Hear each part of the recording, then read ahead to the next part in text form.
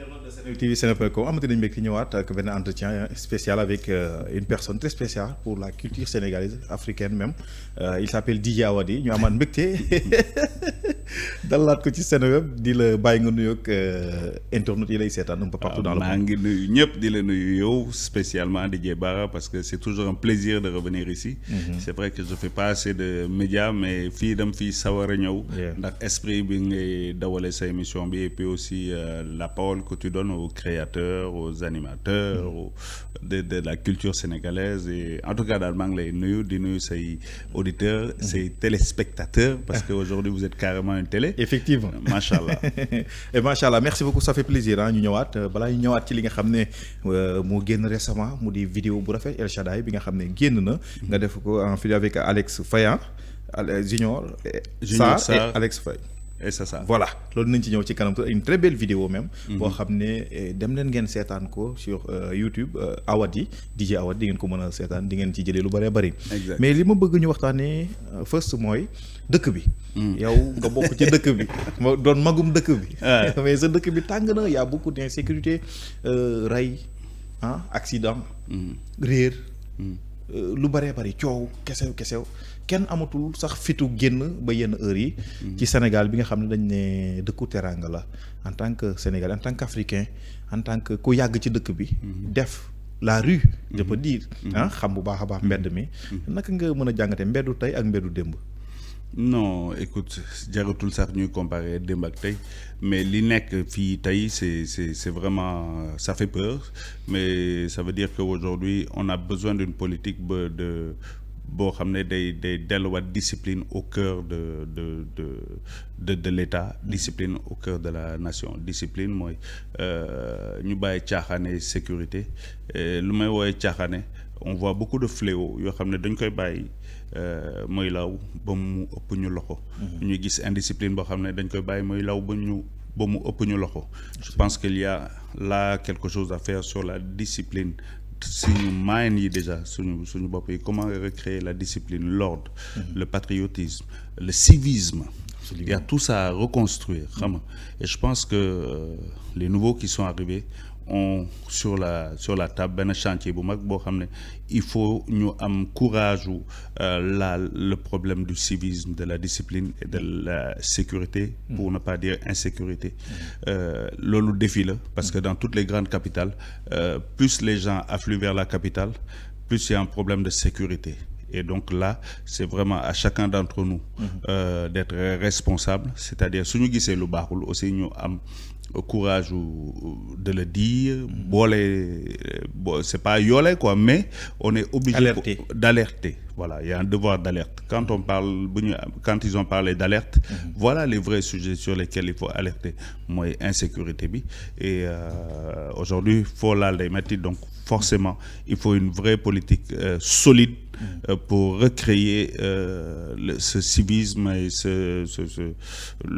pour faire que le droit que la force revienne à la loi la force revienne à l'État il faut que l'État montre sa force parce que mënoo bàyyi yenn situation yi ñuy law yenn zone d'insécurité yi ñuy surpeuplé alors que tu ne gères pas tout ce qui va avec donc c'est beaucoup de voilà je ne peux pas dire que man am naa solution et je pense que très peu de personnes ont la solution mais si on remet de la discipline et du civisme au cœur de li ñuy def lépp et si le nouveau régime vraiment tape là où il faut taper je pense que on va trouver des solutions. Le nouveau régime su fekkee laal nañ fi ñu war a laal xam naa fa nga bëgg a waxee bu fekkee ni ñoom dañoo ñëw nekk ci ay réglages ñëw ci ay réaménagement ñëw ci ay nomination ñëw ci ay toj tabaxaat dindi éliminer avancer est-ce que tamit loolu nekkul li nga xam ne moo tax insécurité bu bëri ci Sénégal.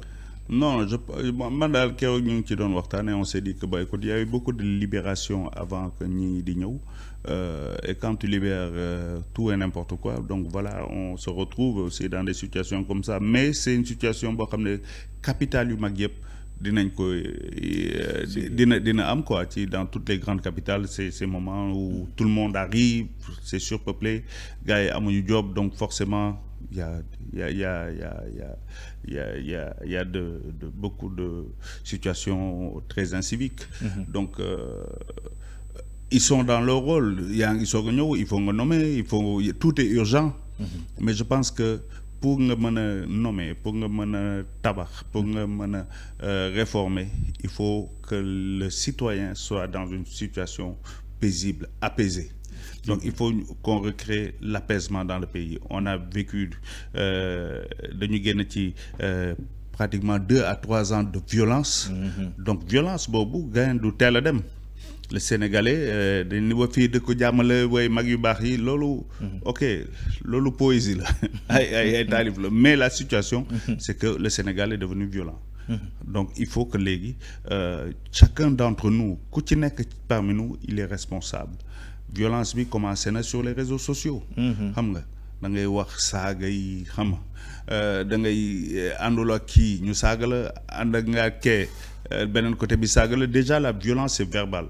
Elle est jusqu'à l'Assemblée nationale. Gis nga le niveau de violence. Absolument. Donc il faut que ñun ñëpp. Et ça c'est chacun d'entre nous qui doit prendre sur lui pour wàcce tension bi xam ne léegi beneen étape la ñu nekk. ñu apaiser taper xol yi ñëpp a mën a ànd liggéey. Assemblée nationale boobu est-ce que jar na toj.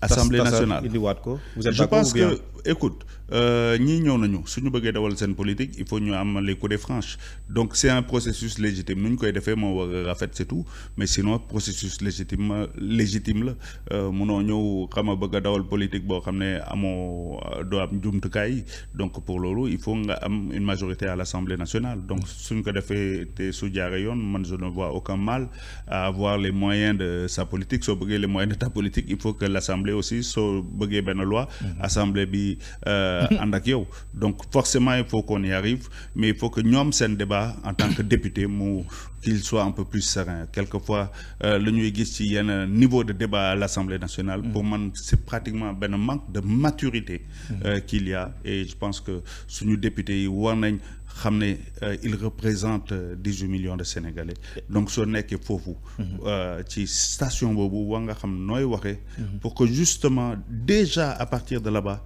ñu wàcce tension bi je pense que situation tension bi après mars on doit passer à autre chose on peut pas continuellement nekk ci situation de tension xëy assemblée ba minuit coow ma ne comme ça di xëy assemblée ba minuit coow waloo teg yi mais tu sais en même temps assemblée aussi su xumbe c'est normal démocratie noonu la toogee soo demee ci assemblée Angleterre gars yi dañuy dóorante lu ne ngay gis dans des assemblées nationales parce que c'est là qu'on doit défendre ses idées mais il faut avoir la force des arguments pas les arguments de la force des arguments mais pas les arguments de la force voilà il faut qu'on revienne à ça c'est très important par rapport aux nominations am na ci ñaar ñoo xam ne ils font partie des cultures urbaines Nit Doff Mortalla Gueye kilifa Landing Mbissane en tant que PCA du Grand Théâtre Nit Doff PCA du Fonds de développement des cultures urbaines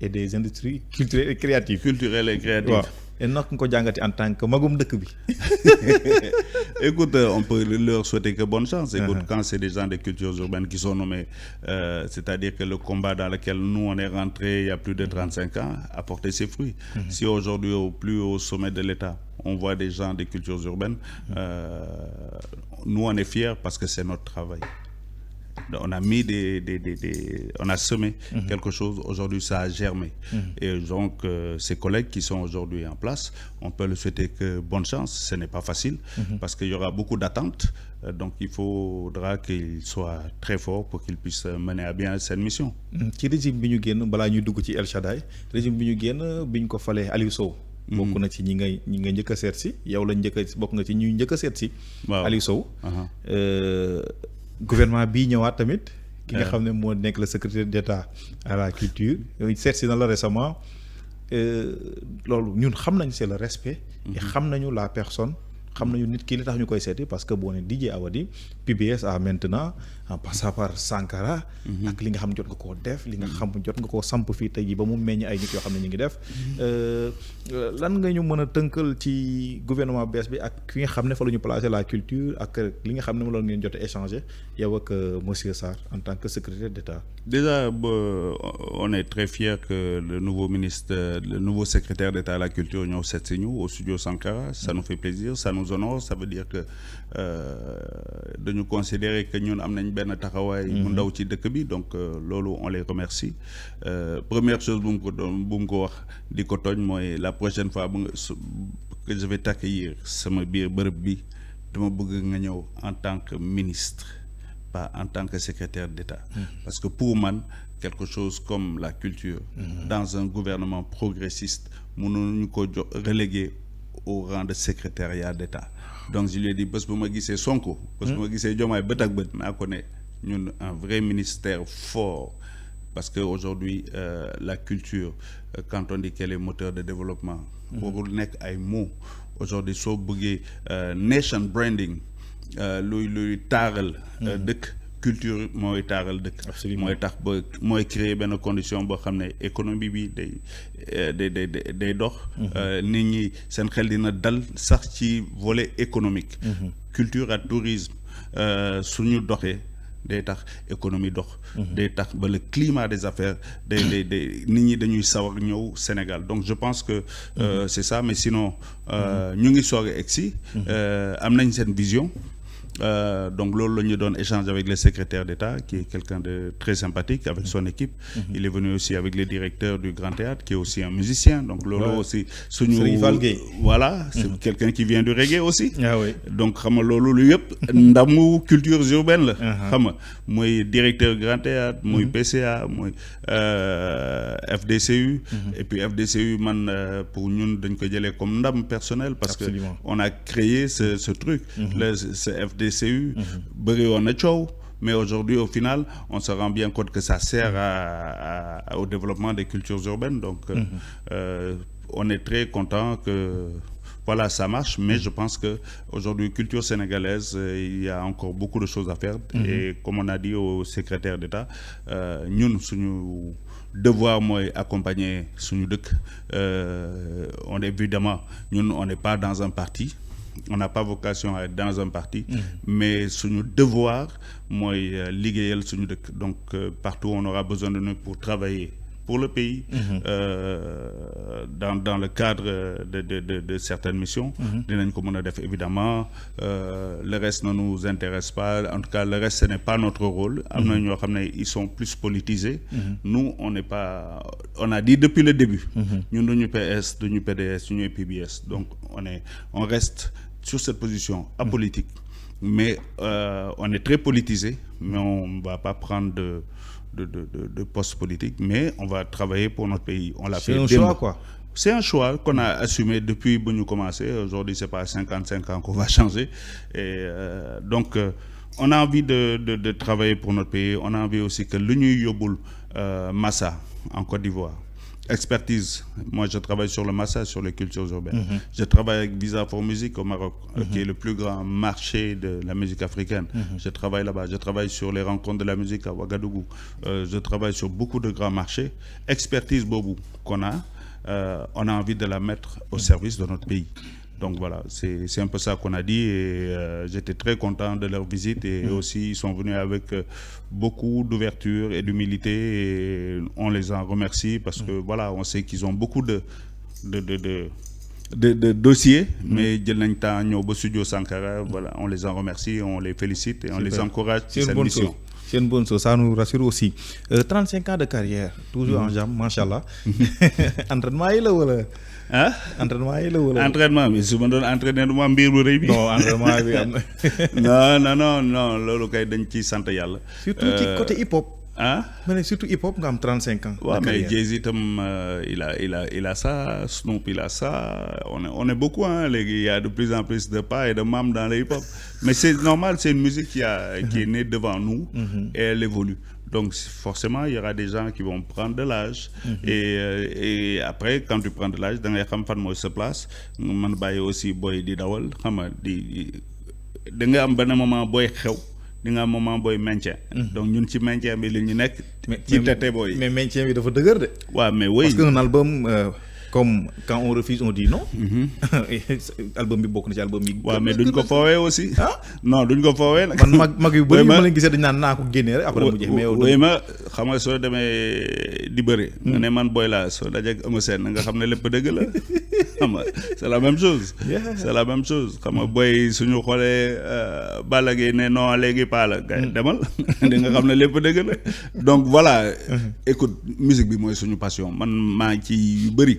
damay def yeneen business damay def yeneen activité maa ngi ci audiovisuel maa ngi ci cinéma maa ngi ci yu bëri. mais man sama passion musique la donc aujourd'hui lu may def mooy vraiment jéem a dundal sama art di dundal sama xol aussi. mais rab du diine. rab du diine. non rab du diine jamais rab yëfu àdduna la rek. Rap du diine non faut jamais prendre ça pour dîner rap d'ailleurs c'est quelque chose boo xam ne ça évolue tout le temps. yooyu yaay mën a évoluer ànd ak moom. mais en tout cas rap moom dina transformer wu dina développer wu dina am yeneen couleur aujourd'hui booy yi ngi rambax xam nga mais affaire baa ngi neex. am na public. am na cible. am na ñu ko bëgg ñu ko bëggul. mais am na. tu vois munoo ci dara am na ñoo xam ne ñoom il le voit plus acoustique am na ñoo xam ne il le voit plus boom bap New York style xam nga ñu yeneen ñi c'est West Coast mais c'est comme ça. musique bi il faut que muy évoluer te il faut nga nangu ko. et depuis lors yaa ngi ci 35 ans de carrière. et aussi 55 ans macha allah yàlla nga fi gën a yàgg. amiin nga génn nu El Shaddai mu nekk son boo xam ne daf ma neex musicalement j'aime bien mais lyricalement aussi. c'est profond. et vidéo bi aussi ñëw ci moment boo xam ne tamit da nga ko choisir. waaw vidéo bi dama ko def pour fêter mes 55 ans nga xam ne. je me rends compte que toutes ces années yàlla mu may jàppale. xam nga je pense que s'il y a quelqu'un boo xam ne dafa jël ay coups yu bëri ci carrière am sooy lim benn ci man ngay njëkkee mais yàlla continuer. mais mosoo fayu quoi. mais lu tax ngay fayu yàlla moo may fayul loolu moo tax ma sant ko man jarul may fayu yàlla moo may fayul tu sais yàlla su jëlee sa combat xam nga. yow demal tëddi nelaw et donc je pense que su ma xoolee avec un peu de recul je suis sûr daf ma leer na yàlla moo jàpp ci sama combat. Sinon man kese lu ma def ba tey nii munuma ko loolu du sama jëm dafa neex yàlla rek ma nekk ci dafa neex yàlla ma yàgg ci dafa neex yàlla may inspirer ñeneen mais du sama liggéey man kese. loolu daf ma leer daf ma wóor c'est pour ça je me suis dit il faut me sant yàlla c'est très très très important tu sais quelquefois da ngay dem yàlla di la bardil lu ne. xam nga et tu penses que yow sa jëmm kese la non yow kese mënoo dem. moom la rek moom la soo amee ñaanu ndey parce que là sama baay mu ngi nelaw depuis longtemps mais am naa ñaanu ndey. et puis chaque fois damay sant yàlla quoi. je sais que soo ko santé day gën a. da lay gën a jox. boo ko ñaanee mu may la nga sant bu mu dolli. waaw voilà exactement. et donc c'est ça quoi il fallait ma sant ko parce que je me rends compte que gars lii du man kese quoi. du yow kese mais nit kese nga. est-ce que voilà justement man nit kese la mais lu may développer nii. mais est-ce que tamit doo nit plus. nga baal ma mais. non du ma nit plus. 35 ans de carrière nga encaissé ay coups yu bëree bëri musul la arrivé benn guddi nga ne non j'arrête quoi. non mais munoo arrêter su dee parce que da nga gis xale bu la ndaw bu jugee fële waaye Awadi moo lekk suñu xaalis bi. non dégg naa lu ne d'ailleurs ça j'ai précisé ça au secrétaire d'État ma ne ko comme léegi yéen a ngi ci affaire yi. dama bëgg ngeen auditer culture sénégalaise ngeen jël sama tur ngeen dugal ko ci logiciel bi. ngeen setal ko. et puis ngeen wax ko ci kaw parce que y a eu trop de saleté sur mon nom te man dama am njaboot quoi dama am doom. j'ai une famille quoi. nga nekk ci nit ki di xam nga c'est pas parce que tontuwuma que du ma dégg lu ñu may waxal. tu vois il y a des quelquefois c'est simplement méchant c'est des gens yoo xam ne mosuñu taxawal na nii xamuñu ma mais ça fait bien de dire Awadi lii ak lii ak lii tu te rends compte benn fonds de culture urbaine boo xam ne taxawagul sax gars yi ne coom na ci 500 millions. Tu te rends compte? man kay boo ko déggee dama ci. xam nga yow dégg nga loolu. dégg naa loolu mais. attends 500 millions quoi mais gars yi man c'est vrai que am naa appétit quoi mais c'est quand même 500 millions. il faut arrêter de déconner quoi j'ai de la famille et puis il faut me respecter je pense que am naa lu mu fi def ci dëkk bi et on ne m'a jamais entendu dans un problème d'argent avec la justice sénégalaise. kenn musu ko dégg. c'est sûr. Jamais. Mais il y en a qui, dans leur tête, il faut dire ça parce que ça fait bien de le dire, parce que je ne sais pas pourquoi, mais donc, il faut justement pour tout ça, malgré tout, lolo, il y a le continuer de les appeler. Et chaque fois que les gens tapent, ils ouvrent d'autres portes. Chaque fois qu'ils ferment des portes, ils ouvrent des boulevards. Mais quand même, Koko, donc, on va sentir ça sonner. C'est pour ça que quand tu me dis doo tontu souvent on me dit waaye da nga war a tontu gars yi kon dañuy foog ne dëgg la. ma ne ko non yàlla dina ma tontul yàggatul. mais ça il faut avoir un mental de fer. il faut avoir la foi. la foi surtout. la foi te man dañ ma yar ci foi. dañ ma yar ci foi mon père et ma mère sont très croyants ci loolu lañ ma yaree et je pense que day jël temps de maturité. et su ñoree rek il faut que mu feeñ. Mais ce n'est pas la première fois que je fais un morceau bu may sant yàlla. Il y a un moment on avait fait Alléluia sant yàlla à Degiti. Ouais. Merci mon Dieu.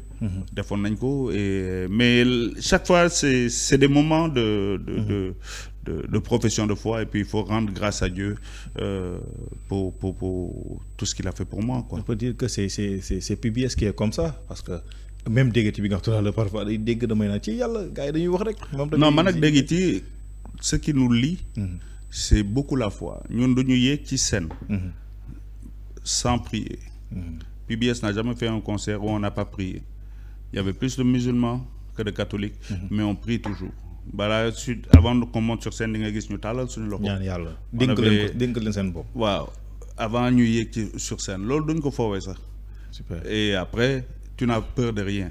Tu n'as pas peur des marabouts, tu n'as pas peur des missiles, des cortes, tu n'as pas peur de ça. Moi, je n'ai pas besoin de soltérer. Je sais que tout y a là, donc il fallait mon wakhatko haut et fort. C'est très très important pour moi, cette profession de foi et remettre tout entre les mains de Dieu. Super. Parce que pour moi, chaque fois, c'est un nouveau départ. Mais chaque fois que tu as un nouveau départ, parce qu'il y a plein de projets qu'on va développer, il faut confier ça à Seigneur Borom. Je ne vais pas dire que quand on refuse, on dit est bouclé. On dit non est bouclé mais bon je pense que ni yaa ngi wéyal tournée ak yooyu noonu. Après ça lan lañ mën a xaaraat un autre album. Ouais, bien sûr. On a à Dakar parce que tamit ñi koy xaar bari na. Ouais, non, il y a le concert à Dakar, il y a on va xam nga album bi malheureusement il est sorti avec tous les événements politiques. Ah oui. Donc politiciens ñoo jël suñu promo quoi yàq suñu promo léegi dañu jëlaat suñu promo commencé waat suñu promo. Donc maintenant le temps des politiciens est parti, maintenant c'est notre temps, on va continuer, on va relancer la promo. Là on va au Congo le 12, après le Congo on a le Mali, après le Mali, on a le Burkina, on a la Côte d'Ivoire et Rabat au Maroc, en tout cas qui se prépare. Mais sinon, en termes d'album, gis nga couleur ou bu ñu indi ci El Shaddai. Am nañ benn album dans cette même couleur. Boo xam ne on va se faire plaisir. Voilà. Super. Mais aussi on y retrouvera les artistes sénégalais les plus jeunes ou bien les artistes les plus yi nga xam ñoo gën a hype actuellement comme Dip Ngaaka parce que loolu tamit bokk na ci li gars yi di gën a xaar Dip Ngaaka. Non les featuring moom ça se passe au feeling quoi tu vois. Mais gars yi tamit ñu ngi xaar loolu ah. Non Awadi boo xam ne nañ ci gis Dip Ngaaka ak lu bëri. Si def naa Dip déjà. waaw def naa Dip c'est mon petit frère, c'est quelqu'un que j'aime beaucoup. Ngaaka aussi c'est tous mes frères. Donc avec plaisir. Mais comme je te dis ça viendra au feeling quoi. C'est pas des choses qu'on prépare ñun. Oui, mais on se voit, on se sent, on rentre en studio, on le fait, tu vois. Mais ça, forcément, il y en aura. Mais sinon, on sait qu'il y aura Junior Sarr, le nouveau, on aura Alex Faye, le guitariste, on aura les Ismaël Mapaga, on aura des Diane Adams, des Korka, voilà. Ouais, il y a d'abord l'équipe maison, et puis après, on va ouvrir à d'autres. Il y a Bakao qui sera dans le prochain projet aussi. Il y a Viviane aussi qui sera dans le prochain projet. Voilà, mais bon, je peux pas tout dévoiler parce que nous koy mais en tout cas, on prend beaucoup de plaisir à travailler sur le projet. Inch'Allah bientôt dina génn. Je peux pas dire bientôt, mais on va dire moyen terme. C'est pas dans les 3-4 mois, non. C'est un peu plus loin. Donc parce disons que dama ko bëgg a togg ba mu ñor. ba mu ñor. Voilà. Et concert bi à Dakar. Concert bi à Dakar, écoute, on va aller plus vers la fin d'année parce que entre octobre, novembre, septembre, octobre, novembre, c'est déjà chargé. Donc on va voir plus vers la fin d'année. Sinon, on sera dans yenn club yi pour jouer des Sargal Show, parce que beaucoup de gens nous demandent l'émission Sargal. On aimerait voir ça sur scène, donc dinañ def benn concept spécial Sargal. C'est des Sargal Show, et on va très bientôt communiquer où est-ce qu'on va le jouer, que les gens viennent revivre l'esprit Sargal sur une scène avec beaucoup de grands artistes et de très bons artistes. Inch'Allah. Benn conseil boo doon jox le président ou bien le premier ministre du Sénégal boo xam ne par rapport à la culture lay doon boo xam ne tey jii boo ko mën a face lan lay doon mu di Ousmane Sonko. Par rapport surtout culture urbaine. Pour les cultures urbaines et non pour la culture en général. Le conseil que je peux donner, c'est may leen ñu doole quoi, may leen doole culture bi, may leen doole image au Sénégal, et ça passe par la culture. Voilà, may leen ñu doole quoi, c'est tout ce qu'on peut vous dire. Je sais que am ngeen ay urgence yu bëri, mais la culture ne doit pas être accessoire, elle doit être centrale. Effectivement. Voilà. Super, merci beaucoup Didier, ma bàyyi la nga tàggatoo. En tout cas maa ngi lay gërëm di la sant. Franchement on est très très très content d'être passé chez toi. D'abord j'aime bien lu may def may commencer Seneweb. C'est un plaisir pour moi aussi. Depuis des années yéen a ngi jàpp ci combat bi, et donc yow moom aw ma sa fay quoi. Jërëjëf. Merci bu la mag yi ñaanal nga am jàmm. jaajëf. Après nga indi ñu Junior nag parce que. Junior. Junior waaw moom mu ngi tey dugg suñu émission nii si tu veux. waaw non mën na ñëw ah. kay parce que je veux que dama bëgg ñëpp gis Junior quoi. waaw kay paa bi woo na la de. instant découvrir kii mooy doomu DJ Awadi. voilà kay non kay musuma ko gis muy dugg ci télé yooyu noonu parce que DJ da ko denc. non pour le moment moom moo dàqarab nag. waaw non d'accord dama taxaw ci ginnaaw gi am si to yaa ngay am ni ngi lay am taxawal nii ci ginnaaw paa bi. Voilà non moom il est en train de travailler son album. Waaw. Il produit aussi beaucoup d'autres artistes. Ah oui. Il est aussi ingénieur de son. Aujourd'hui mooy responsable digital aussi au niveau du studio Sankara. Donc moom loolu la jàng. Il a un master ci digital. Super, mais bon. super. ci musique la juddoo moom. musique lañ ko ngéntee. ci musique lañ ko ngéntee. xaalisu musique lañ ko ngéntee. juste un mot ci paa bi rek. xaalisu rap lañ ko ngéntee. paa bi jóg na jox la 16 bi de lu lay wax un mot sur le. prochaine fois. Prochaine fois je vais parler. maa ngi ci waañ bi. préparé woon mu ngi ci waañ bi.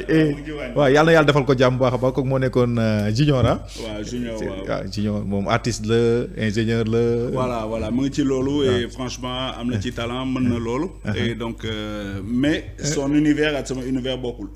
da laa gën a bees rek. waaw ñoom ñoo bees xew.